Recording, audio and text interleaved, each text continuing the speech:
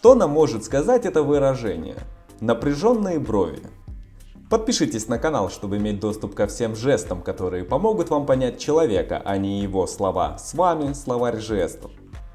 Мимика, выражающая серьезное беспокойство или большую печаль. Ее также можно наблюдать при определенных хронических болях.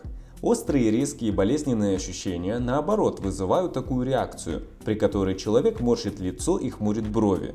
Но глухая и длительная боль с большей вероятностью приводит к возникновению напряженных бровей. Это характерная мимика, часто изображаемая в рекламных роликах медикаментов против головной боли.